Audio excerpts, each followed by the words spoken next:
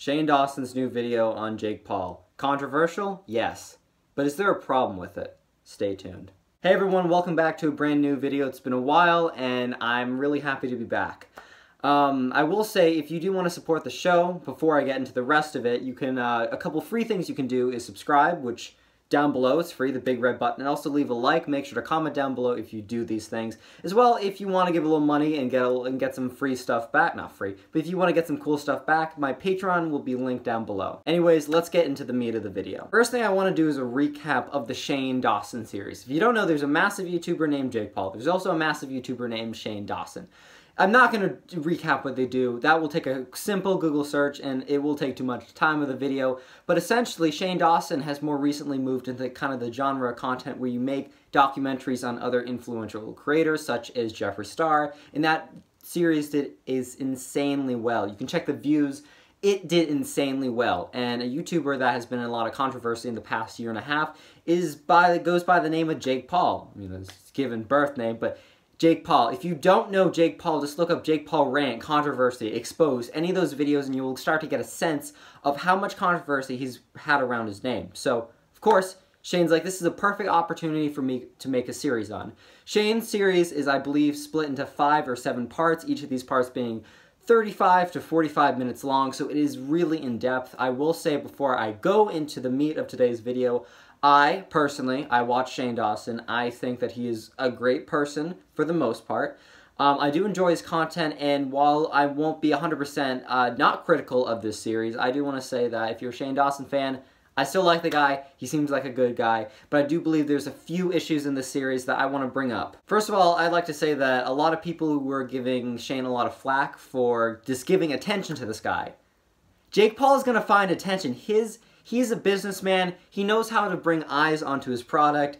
Being on Shane's series or not, he was going to do the next stunt that was going to get him an attention. I don't think attention is the problem. As well, some people made the argument, like, let's not give him a platform to defend himself. Isn't that a direct quote from H3H3? And didn't everyone get upset over that? I mean, guys, I think there's absolutely no issue with Shane doing a video on this.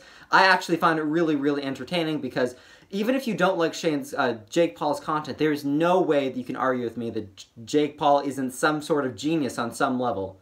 I mean, he didn't accidentally reach 17 million subscribers on YouTube. He didn't accidentally reach 10 million Instagram followers. He didn't accidentally reach about 3 million Twitter followers. These things do not happen on accident. Yes, viral videos happen on accident, but viral video again and again and again, that does not happen on accident. Do not tell me that. Main issue that I have to come up with a series before, it's great, it's really well edited, but the problem that really is with the series, that a lot of people are also finding, is that Shane Dawson, the series is like showing Jake Paul's life, his family, and things about it, but the whole premise is Jake Paul has done some really, really crazy things for attention, and it kind of makes sense. But Shane is like, is Jake Paul a sociopath? So whenever you go into like kind of terms like this, these are very kind of like scientific, like you can be diagnosed with like being a sociopath, a psychopath. You can have sociopathic tendencies. That does not exactly make you a sociopath. So going into a video being like, am I going to diagnose this guy as a sociopath is kind of risky, especially when you have the massive audience that Shane does.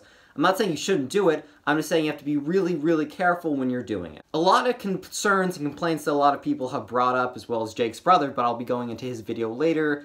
I have a few criticisms about Logan's video as well, but the main kind of concern that has been brought up is that Shane, while having a lot of images and talking about sociopathy a lot, he also brings up psychopath when he means to say sociopath. A lot of times when he says sociopath, he'll show some kind of psychopathic action on the screen, which, I mean, his viewers, I watch him, and I know a lot of my friends religiously watch him, and I know a lot of people who are older and know better religiously watch Shane as well. But we also cannot say that 9-year-olds and 10-year-olds and very impressionable youth are not watching Shane as well. And they're seeing sociopath, he's saying sociopath, and then they're seeing an action, I don't know, stabbing or eating a person. There was some really weird kind of like, there's some weird stuff. It is really well edited, but it is almost made to look like sociopaths are psychopaths, which I know better than that. And I think a lot of people watching it know better than that. But when you have such a wide reach and you're making a documentary series on someone else, calling them, saying like, you may possibly be a sociopath, let me kind of investigate this, you need to be incredibly, incredibly like careful with what you say. and what you show on screen. A lot of people are having a problem with saying like, oh, this is like offensive to like people with that are sociopaths or diagnosed or self-diagnosed. I don't know. The problem here is not like people taking offense. That's on you. The problem is misdiagnosing and misrepresenting a group of people. Misdiagnosing someone on to like 17. There's probably gonna be collectively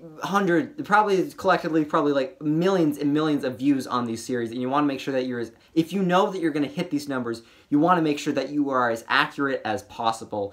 I believe the issue here comes with Shane, switching sociopathy and psychopathy, I don't know, right? That I think is a pretty big issue, but as well, misrepresenting a group of people also kind of brings up a few red flags.